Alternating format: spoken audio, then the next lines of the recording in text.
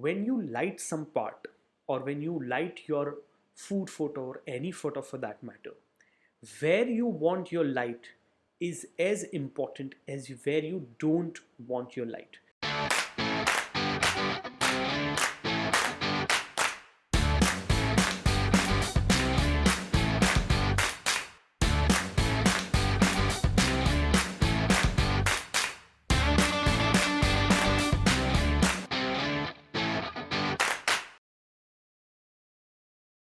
Hello and welcome. My name is Ibrahim. I'm a food and product photographer at Spinthiras Media.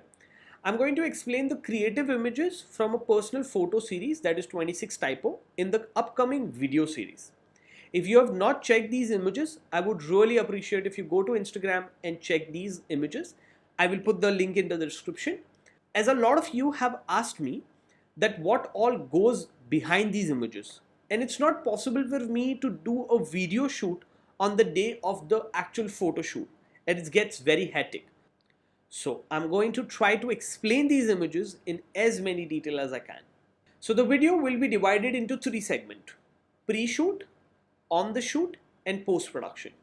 In the pre-shoot, we are going to understand what alphabet we are shooting, what color of alphabet, what is the thing we are shooting, so dish or drink or whatever we are shooting, and the concept behind it.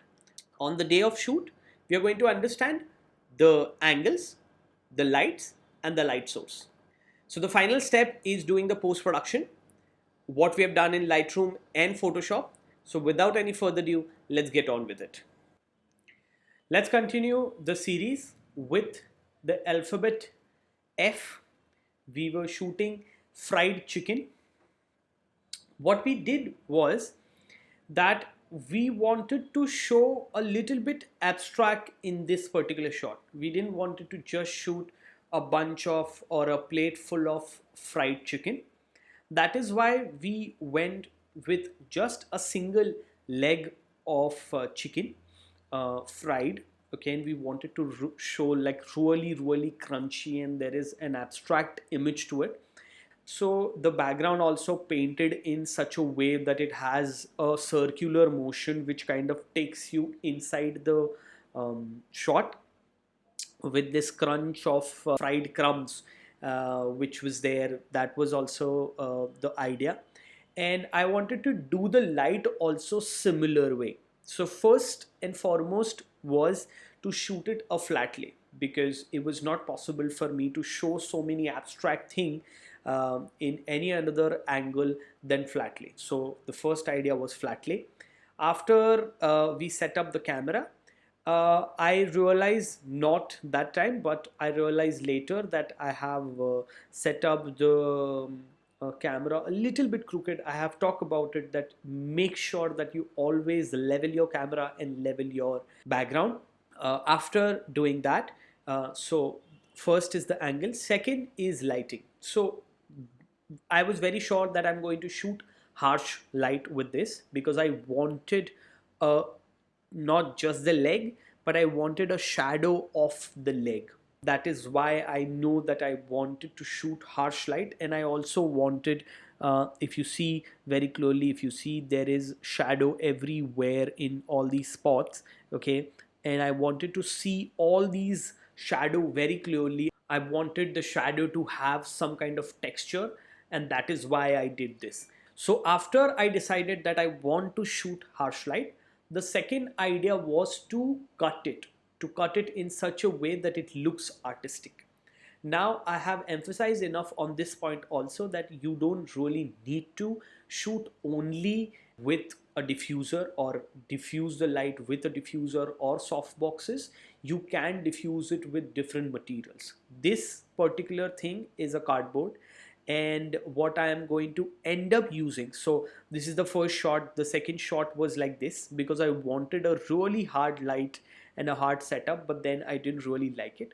So what I did is that I took a cardboard, make slits out of that cardboard, and then created this light pattern on it. It kind of looked like it is coming through a window, okay, and I really loved it. So I started doing experimenting on it, okay. After a lot of trial and error, this is the final light which I took it, okay.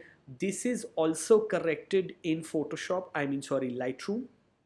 So if I close this, you will see that it has a little bit crooked levels. So I have made the levels correct because it's very important for me and for any food photographer to have the correct levels when you're shooting flat lay, because then it tend to get a little bit funny when you see the shot. Also, if you are shooting, as I said before, that if you're shooting with harsh light and if you want to modify your light or diffuse your light, it's not always necessary that you do it with diffuser. If you want to read about it, I have written a blog on our website. You can check it out. I will put the link in the description. So after doing this, we went to Photoshop. Let me show you the before and after. There is so much which happened in Photoshop. So this is the shot out of Lightroom. The first thing is always cleaning layer, so I always clean stuff. Second is the sharpening layer. I sharpen my images just to get the texture very clear. Now I wanted a specific color because this is a color series, so I have colored them properly. Now this is the continuation of the light because I didn't want the shadow to, like the light to end there, so I have continued that part. Okay, I have darkened the areas which I didn't want the light to have. I want you to understand this factor very clearly. When you light some part, or when you light your food photo or any photo for that matter, where you want your light is as important as where you don't want your light. So don't light up those areas which you don't want to have any attention. Keep it as dark as possible. Don't make it fake, but keep it as dark as possible so the attention goes to the main subject. So always make sure that you do that.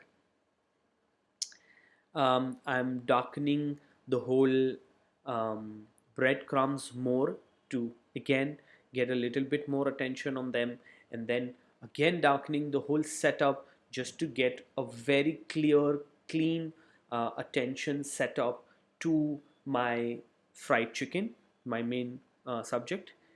And yes, with that, this is the shot. And before I give you the final photo, if you like my content, please make sure that you like, subscribe and share. If you have any question, please put it in the comment box. I will try to answer them all. If you really love my content, make sure that you push the notification bell so you don't miss any upcoming videos. And that's it for today.